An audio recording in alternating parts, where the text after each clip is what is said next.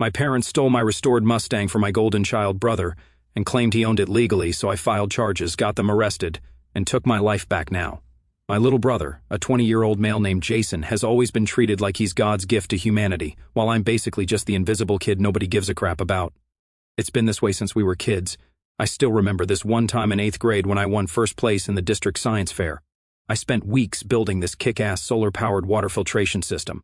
When I came home with the blue ribbon, my mom just said, "That's nice, dear," and went right back to helping Jason make a poster for his social studies project that was due the next day. He got a C+ on it, and they took him for ice cream to celebrate his hard work. Christmas was always a complete joke in our house. Jason's pile of presents would be stacked to the ceiling, all the latest gaming crap, best clothes, whatever he'd been whining about for the past 6 months. My pile? Whatever cheap stuff. Maybe a flannel shirt if I was lucky, and occasionally something actually useful for my projects. Practical gifts, Mom would say with this smug look, like she deserved a medal for buying me work gloves while Jason got a freaking Nintendo. Dad was always out in the backyard with Jason, teaching him to throw a football or building his science projects. I'd be in the garage alone, watching YouTube videos to learn how to fix stuff because nobody had time to show me. Whenever I asked Dad for help, it was always in a minute that somehow stretched into years. Eventually I stopped asking, He golden child bullshit went way beyond gifts and attention. Jason would literally wreck Mom's car, and they'd just shrug it off. Accidents happen, honey. I'd come home 5 minutes past curfew after working a late shift at the hardware store and get grounded for 2 weeks. Different planet, different rules when you're the favorite. When we were 16 and 14, Jason went through this phase where he'd borrow my stuff without asking. One time, he took my iPod to school, back when those were a thing, and some kid stole it from his backpack. When I got pissed, my parents told me I needed to be more understanding because he's going through a lot right now, the lot being that he didn't make first string on the JV basketball team. They never replaced it, but 2 weeks later, Jason had a brand new one because he needs music for his workouts. Figured out pretty early that nobody in our house had my back except me, so I shut up, kept my head down, and worked my ass off. I got my first job washing dishes at this greasy spoon diner, saved every penny, started learning trades from YouTube and the old guys at the hardware store where I eventually got hired. Didn't need their validation anyway. My parents had this blind spot that was exactly my size and shape. They'd remember to buy Jason's favorite cereal but forget I was allergic to peanuts. They'd drive 4 hours to see Jason's regional baseball game, but couldn't be bothered to attend my high school graduation because it was such a long ceremony and parking would be a nightmare. It sounds like I'm making this crap up, but I swear I'm not. It's like living in some kind of twisted sitcom where I'm the side character nobody remembers. The "oh yeah, there's another kid too" son. The thing is, Jason was just as bad as my parents in his own way, entitled, selfish, smug about his golden child status. He'd rub it in my face constantly. Mom said yes to me, but she'd probably say no to you. He'd smirk when I was a kid. Or he'd accidentally break my stuff, and then act all innocent when I got mad. By the time we were in high school, I'd pretty much accepted my place in the family hierarchy, keep expectations low, and you don't get disappointed. So I focused on stuff I could control, my grades, my jobs, my friends, my projects. So here's where my grandpa, a 72-year-old male, comes into the story. Grandpa Joe was the only one who ever really saw me. Ironically, he was my dad's father, a former Marine and old-school mechanic who could strip an engine blindfolded if he had to. The man was a legend with his hands. While my parents were busy cheering at Jason's soccer games or obsessing over his school plays, I'd be at Grandpa's garage learning how to change oil, replace spark plugs, and eventually rebuild carburetors. Those were the days I actually felt like someone gave a damn about me. "You got something special in those hands, boy," he'd tell me while we worked side by side on whatever beater he was fixing up. "Your dad never had the patience for this stuff, always too busy chasing the next promotion, the next big thing." He'd shake his head like he couldn't quite figure out where he went wrong with his son. Grandpa saw right through my parents' favoritism bullshit. This one time when I was 15, my parents forgot my birthday. Like, completely forgot. They remembered the day before that Jason had a swimming competition the next day, and the whole family had to go. My mom actually said, "Oh, it's your birthday tomorrow, isn't it? We'll celebrate next weekend." They didn't even get me a cake. When Grandpa found out, he was pissed. He showed up at our house that night with a toolbox wrapped in newspaper. Inside was this beautiful set of precision screwdrivers I'd been eyeing for months. "Happy birthday, kiddo," he said, loud enough for my parents to hear from the kitchen. "Some are worth celebrating properly, Every Christmas, when I'd open those practical gifts from my parents, socks, school supplies, whatever, Grandpa would sneak me something real, quality tools, mostly stuff I still use today. One year, my parents actually complained about it. My mom had the nerve to say, "He doesn't need to be spoiled, Joe." Like a decent set was equivalent to the new iPhone Jason had just unwrapped. Grandpa just stared her down like she was an idiot. Recognizing talent ain't spoiling, it's investing. Then he winked at me. When I was 18, Grandpa got diagnosed with Parkinson's. Fucking news, obviously. He couldn't drive anymore, so he called me up one weekend, told me he had something for me, said it might not be pretty, but it had good bones. That was one of his favorite expressions. I drove over to his place, thinking maybe he was giving me some of his old tools or something. Instead, there was this 1967 Mustang fastback sitting in his driveway, faded Highland green with more rust than paint, torn seats, and an engine that made sounds I didn't know a car could make. But holy shit, it was the most beautiful thing I'd ever seen. Grandpa handed me the keys and told me he'd been saving it for me since I was 12, said he'd watched how my parents treated me all those years and figured I deserved something that was just mine. He'd planned to restore it himself, but his hands weren't working right anymore with the Parkinson's starting to take hold. "Your dad never appreciated muscle cars," he said, running his hand over the rusted hood, "but you'll bring her back to life." I'm not going to lie, I had to turn away for a minute, got something in my eye or whatever. When I drove that rust bucket home, my parents actually laughed at it when they saw it in the driveway. Dad didn't even look up from his phone when I told him about it, just said, "Don't waste money on that death trap." Mom complained about the oil stains on the concrete. Jason, though, his eyes lit up like it was Christmas morning when he saw it. "Wow, that's going to be so badass when it's fixed up." Though Grandpa never showed it to me, he said. And for once, I felt like I had something he envied. Something he couldn't just get by whining to our parents about it. For 1 year, I spent every spare minute on that car. Every paycheck went straight to parts after rent and food. I learned to weld, taught myself how to rebuild the engine by watching endless YouTube videos and reading forums. My hands were permanently stained with grease, fingernails never completely clean, arms covered in little burns and cuts. My room was stacked with Chilton manuals and printouts of wiring diagrams. I'd fall asleep thinking about valve timing and wake up planning bodywork. When things got bad at home, which was always, I'd escape to the garage and lose myself in the restoration. There's something almost meditative about working on cars when you get in the zone, just you and the machine, everything else fades away bar. Sourced parts from junkyards, swap meets, online forums. I rebuilt the 390 V8 myself, piece by piece, sanded the body down to bare metal, and painstakingly fixed the rust spots, learning to weld and shape metal as I went. I did the paint job in my buddy's uncle's shop after hours, traded labor for booth time, reupholstered the interior, the whole thing. The day I finally got that engine running right, hearing that deep rumble of the V8 coming to life, man, it was like everything I'd worked for finally paying off. The Highland green paint gleamed in the sun. Yes, I went with the bullet color, sue me.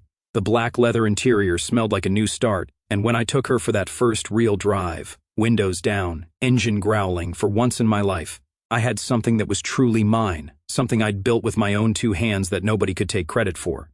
She was my achievement, the thing nobody could take away from me. See, the thing about growing up as the ignored kid is you get used to people not really wanting your stuff. Nobody was fighting to borrow my clothes or play with my games because in their eyes, Jason always had the better version anyway.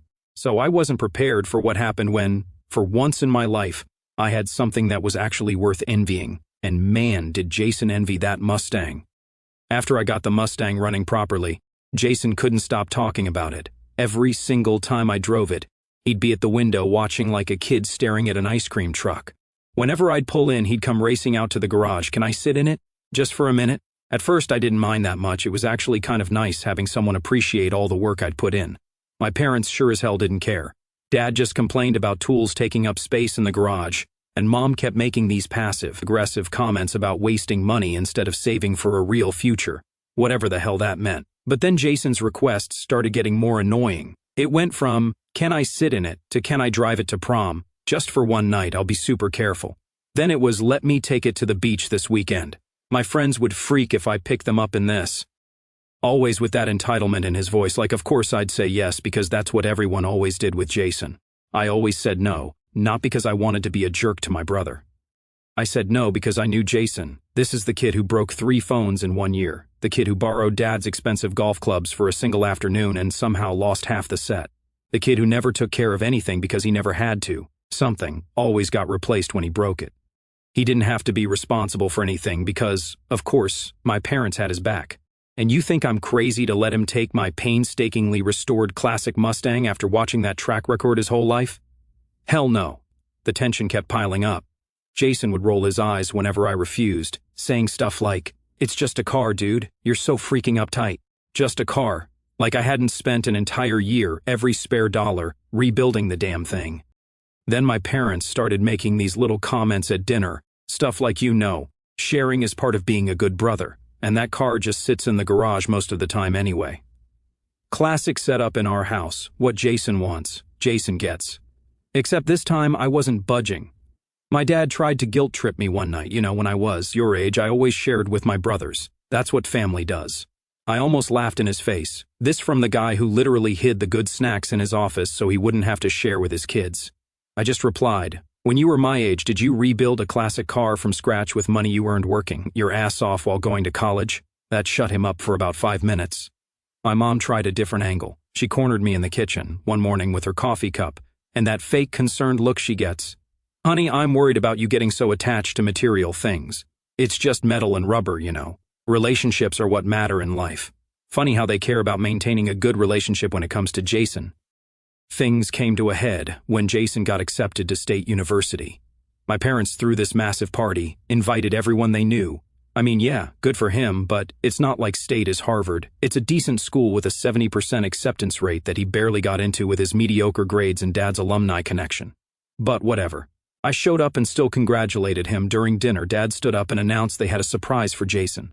Dad started talking about how Jason would need transportation for campus, which was about 40 minutes from home, and looked right at me, saying they thought I should let Jason use the Mustang while he was at school.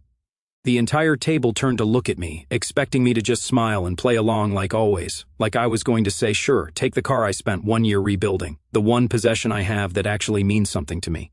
No problem at all." I just said, "No, that's not happening." 3 simple words. You'd think I'd suggested we sacrifice the family dog from the way they all reacted. Dead silence at the table. Dad tried to smooth it over by saying we'd discuss it later, but I shut that down too, told him there was nothing to discuss. It was my car, end of story. Mom jumped in, saying I shouldn't be selfish because Jason needed reliable transportation for this important time in his life. Like college is somehow more important than, I don't know, my entire existence, maybe. I told them to buy him a car like they bought him everything else he ever wanted. That's when Dad got pissed, slammed his hand on the table, nearly knocking over the gravy boat, and said I was being ridiculous over just a car. I stood up and finally let out what I'd been holding in for years. I told him it was my car, that I rebuilt myself, that I had the title for, that I paid for with my money, and I wasn't giving it to Jason just because he wanted it. I told them for once in their lives to tell their precious golden child no. I said maybe Jason could learn what it's like to actually work for something instead of having it handed to him on a silver platter. Mom looked at me like she couldn't believe I was actually standing up for myself. Dad looked like he was going to burst a blood vessel.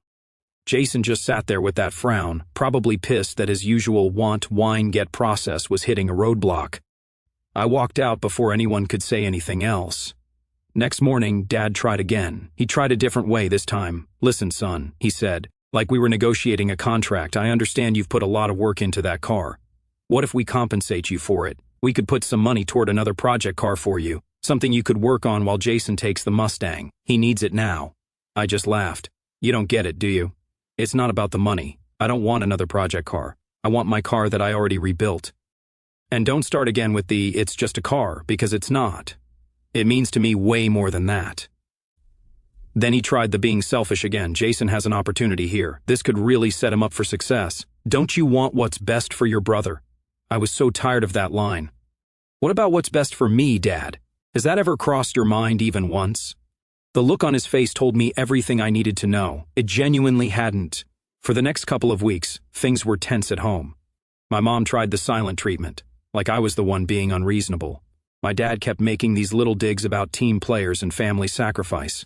Jason alternated between sulking and trying to butter me up with sudden brotherly interest in my life. I just kept my head down and focused on my classes and work, spent as little time at home as possible, started seriously looking into getting my own place, even though rent in our area was ridiculous, but I started planning. I figured they'd eventually get over it and buy Jason a car like normal parents would, a car they could afford. But nope, they just didn't want to because why spend money when they could take my car for free? Then, after 1 week, I got a call from my aunt in Michigan. Grandpa Joe's health had taken a serious nosedive. The Parkinson's was getting worse, and during a routine checkup, doctors found some other issues they were concerned about. Heart stuff, apparently. I was panicking, immediately planned to drive up to Michigan to see him. It was about a 6-hour drive, and I figured I'd stay for a long weekend. I told my parents I was going, even though we were barely speaking after the dinner fight. Mom just nodded and said to give Grandpa their love. Dad grunted something about me missing work. Classic. I was angry they barely gave a crap about Grandpa. My buddy Dean, who always loved my grandpa's stories, knew about the trip. He got sad for him and offered to drive with me. Been wanting to visit this legendary man, he said. I thought about taking the Mustang. But Michigan roads in early spring are absolute hell. Potholes the size of kiddie pools from the winter freeze-thaw cycles. Didn't want to risk damage to the freshly restored undercarriage. Plus, Dean's truck had better heat, and Michigan was still freezing in April. So we took it instead. When we got to Michigan, my entire mood changed. Grandpa was in rough shape. Seeing this tough old Marine who used to carry me on his shoulders now barely able to hold a coffee cup, it really messed me up. His body was failing him, but his mind was still sharp as ever. Took your sweet time getting here, he grumbled when we walked in, then winked to let me know he was kidding. We sat with him, and he started telling war stories and tales from the past, and Dean was eating it up. It was good to see Grandpa happy again, even if just for a bit. Dean had to head back after the first weekend for work, but I decided to stay longer. Grandpa's condition was worse than I'd expected, and I wanted to be there. I slept on a cot in his room at the assisted living place, helped him move, and made sure he ate properly. We had some good talks during those 2 weeks. He asked about the Mustang, of course. I showed him pictures of the finished restoration on my phone, and his eyes lit up. Damn, boy, you did good. Real good job. I'm proud of you, kiddo. Then he asked about my parents and Jason, saw right through my vague answers. They giving you crap about that car, aren't they? I nodded, told him about Jason wanting it for college and the big fight. Grandpa just shook his head. Your dad never did understand the value of working with your hands, always wanted the easy way. Then he looked me dead in the eye. Don't you give in, you hear me? That car is yours. You built it. You keep it. I promised him I would. After almost 2 weeks, Grandpa finally stabilized enough that I felt okay about heading home. The nurse had a good routine with him, and my aunt was checking in daily. I caught the Greyhound bus back. It was a long, uncomfortable ride, and I was exhausted by the time I got to our town's bus station. Called an Uber to take me home, since nobody in my family bothered to offer a ride even though I texted my ETA. When I pulled into our driveway, something felt off immediately. The Mustang wasn't in the garage where I'd left it. I figured maybe my dad had moved it to work on his own project car, so I checked the street parking, the side yard, everywhere. Nothing. I stormed inside and found my mom in the kitchen. "Where's my car?" I demanded. She jumped like she was surprised to see me and immediately tried changing the subject. "Oh, you're back. How's your grandfather? Where's my Mustang?" I repeated, not letting her deflect. She wouldn't meet my eyes, suddenly very interested in the dish she was drying. "Jason took it to campus. He needed a car for school, and since you were gone..." My blood went cold. "He took my car to campus? After I said no to all of you? Are you serious?" Dad walked in then, and I could tell from his face he knew exactly what was happening. "Now listen," he started, using his courtroom voice. "We tried to call you, but reception was spotty up there." "Bullshit," I shot back. "I had a signal the whole time. I texted you guys every day with updates about Grandpa. You didn't call because you knew what I'd say." Dad went on. "Look, what's done is done. Jason needs that car more than you do right now. And what am I doing? Just existing. That's my car. I'm going to campus right now to get it." "That might be difficult," Dad said. "The title's been transferred. Legally, it's Jason's car now." For a second, I thought I'd misheard him. "You did what?" The way he said it was as if he was talking about the weather. "It just makes more sense for him to have it right now." "And you transferred my title? How the hell did you do that without my signature?" They exchanged this look that told me everything I needed to know. "Well, about that, You forged my signature? Are you freaking kidding me? That's illegal." "Don't be so dramatic," Mom snapped, finally dropping the sweet act. "We're your parents. We were just making the right decision." I pulled out my phone and started dialing. "Who are you calling?" Mom asked, suddenly nervous. "The police." Dad lunged forward and grabbed my phone. Don't be stupid, you'll regret it. I looked at them, already boiling. Yeah, someone's going to regret this, but it won't be me. I grabbed my phone back and walked out, called Dean, and he straight came to pick me up. Dude, what happened? You look like you've seen a ghost. I told him everything. What the actual fuck, was all Dean could say at first. I crashed on his couch that night, too angry to even think about going back home. Kept picturing Jason driving my car around campus, showing it off like he owned it, imagining my parents thinking they'd gotten away with it. The more I thought about it, the angrier I got. Dean's dad, Tom, came home late from work. Luckily, he's a lawyer. Dean told him what happened and he sat down with us. He told me that what they did is definitely illegal. Grand theft auto, forgery, fraud, those are all felonies. But he told me that I need to think hard about whether I want to go down this road with my family because they might face real consequences. But guess what? I had zero fucks to give. Let them face whatever the hell was coming, because they deserved it. That night, my phone was blowing up with texts from my parents, all variations of "come home so we can talk about this," and "you're overreacting and family comes first." I ignored all of them and slept, knowing I was about to give them some lessons. That's when Operation Takedown began. The next day, first stop, the DMV. Most boring place on the planet, but man, was it worth the 2-hour wait. I requested records of the title transfer for the Mustang. Sure enough, there it was, my signature on the transfer papers, dated exactly when I was sitting in a hospital room in Michigan with Grandpa. I got copies of the original title too, showing the car was legally mine from when Grandpa signed it over. Next, I dug through all my files at home. When my parents were at work, I'd always been meticulous about keeping records for the Mustang restoration. I had every receipt, every before and after photo, every piece of evidence showing it was my project from day one. I had the original bill of sale from Grandpa to me, even had texts from my parents acknowledging it was my car project. Then Tom suggested we get proof I was actually in Michigan when the title transfer happened. This was the genius part. I went to my bank and got ATM camera footage showing me withdrawing cash from a Michigan ATM on the exact day the transfer papers were signed. I was literally 300 miles away from the DMV when my signature somehow appeared on those documents. While all this was happening, my phone was blowing up non-stop. My parents left these desperate voicemails, starting with anger. "How dare you not answer our calls?" Then moving to guilt. "We're so worried about you." And finally settling on manipulation. "If you love your brother, you'll come home, and we can sort this out as a family." I didn't respond to any of it. I was done talking. This was way beyond the point where a family meeting could fix things.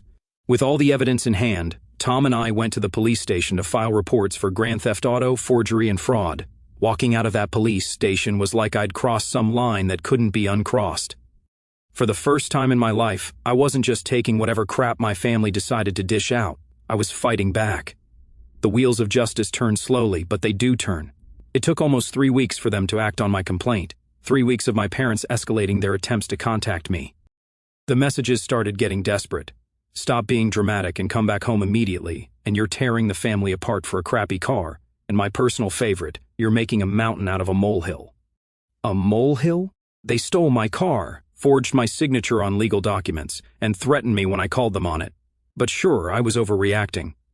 I kept myself busy during those weeks, picked up extra shifts at work, helped Dean's dad around their house to thank them for letting me stay, started looking for my own apartment, figuring it was finally time to get completely clear of my family's bullshit. Then, after almost 3 weeks of silence from the police, the detective called. "We're moving on your case," he said. "Officers are headed to your brother's dorm now to recover the vehicle." My heart was pounding as I hung up. It was actually happening. I'd been half convinced the cops would just shrug it off as a family matter, but when the cops showed up at Jason's dorm to recover the Mustang, it wasn't there. According to his roommate, Jason had taken it to a friend's house for safekeeping after getting worried texts from our parents. Because of course he had. That's when things got really serious. What had been a family dispute became a full-blown criminal investigation. The police tracked the car to a storage unit about an hour from campus. The unit was rented under a fake name, but they traced the payment back to my dad's credit card. And there they found my Mustang, under a tarp, with the VIN plates already removed. The cops said it was clear evidence they were planning to either sell it illegally or make it disappear permanently. Taking off VIN plates is a felony in itself. The next day, Jason got arrested at his dorm for receiving stolen property and conspiracy. My parents were picked up at work and charged with forgery, fraud, and tampering with evidence. The local paper ran a story, "Family charged in classic car theft scheme." There was even a picture of my parents being escorted into the courthouse for their arraignment. My phone basically exploded after that. Relatives I barely knew calling to ask what the hell was happening. High school friends texting to check if the rumors were true. And my parents, now truly desperate, calling hourly with tearful pleas to drop the charges. In their wildest fucking dreams, this will ruin Jason's future, Mom sobbed in one voicemail. He could go to jail. Is that what you want for your brother? Another from Dad. You are a total jerk. The legal fees are draining our savings. We might lose the house. I didn't call back. Not once. They'd made their choice when they decided stealing from me was okay. Now they were sucking it up. My extended family was split. Some were horrified at what my parents had done, like my aunt in Michigan. Others took my parents' side. Of course, my mom's sister left me this scathing voicemail about how I was destroying the family over a stupid car. I didn't reply. What was the point? Through all this chaos, I was calm, like I'd finally reached the point where nothing they could say or do would affect me anymore. I'd spent my whole life being the good kid, the reasonable one, the one who sucked it up and dealt with whatever unfairness came my way. And where had that gotten me? Nowhere. The most surprising call came from Jason, from the county jail. Unlike his usual confident tone, he sounded desperate. He started with some bullshit about it all being a misunderstanding and claimed he thought I was cool with him having the car because our parents said so. I cut him off right there and told him to stop lying. He knew exactly what he was doing since I told him to his face at that dinner that he was never getting my car. After a pause, he admitted, said he figured I wouldn't press charges because family sticks together or some crap like that. He said my dad claimed it wasn't a big deal since they're my parents, and that the car was wasted on me anyway since I just worked on it instead of actually driving it somewhere worthwhile. Pure entitled bullshit, but exactly what I dealt with my whole life. Then he had the nerve to beg me to drop the charges because this was going to mess up his life. I just laughed and welcomed him to the world of consequences, then hung up. As the case moved forward, I got regular updates from the detective. The evidence is overwhelming, he said, between the forged signature, the ATM footage proving I was out of state, and the fact they'd removed the VIN plates. The prosecutor was confident. They had a solid case. Your parents' attorney has reached out about a plea deal, the detective told me. They want to make this go away. I bet they did, but this wasn't going away. Not this time. Edit 1. God, I didn't expect this to get so much attention. Thank you all. Edit 2. For those asking for an update, I will update you soon about everything. Things are quite messy now, so excuse me until I'm free. Update. Hey Reddit, it's been about almost a year since my original post blew up, and a lot of you have been messaging me for an update. And let me tell you, there's a lot of things to tell, so buckle up. The legal system works slow as hell, but it gets there eventually. Over the next few months, I watched from a distance as my family's perfect image completely fell apart. Turned out the prosecutor wasn't interested in any plea deals. Jason ended up with a felony conviction for grand theft auto and tampering with evidence, got sentenced to 8 months in county jail, 3 years probation, and 500 hours of community service. State University expelled him immediately when the conviction came down. No appeals, no second chances. My parents didn't fare much better.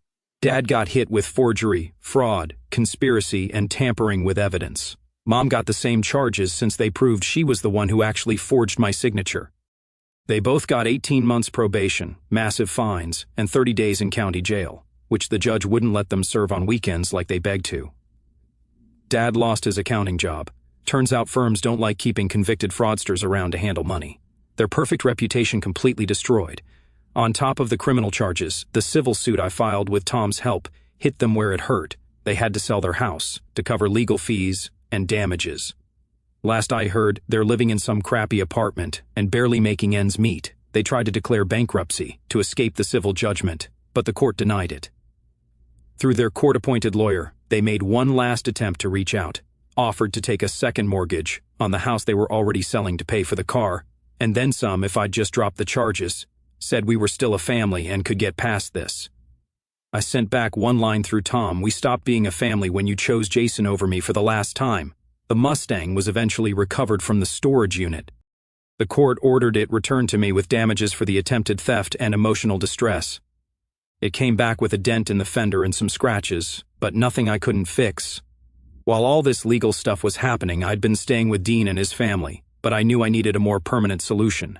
I didn't just want to move out. I wanted to get away from that toxic environment completely. So I made a decision. I packed up everything I owned. which wasn't much. Amazing how little you need when you start fresh.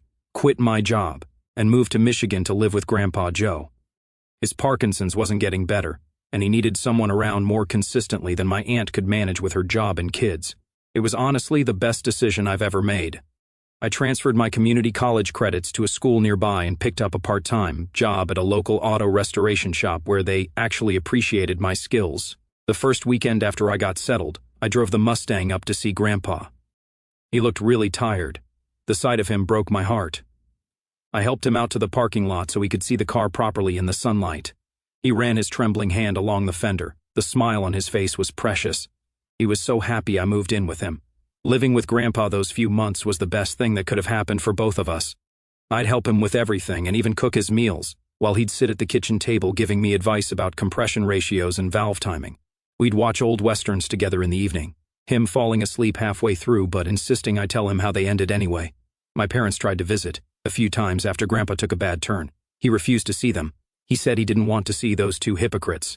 Grandpa passed away about 6 months after I moved into his house, went peacefully in his sleep.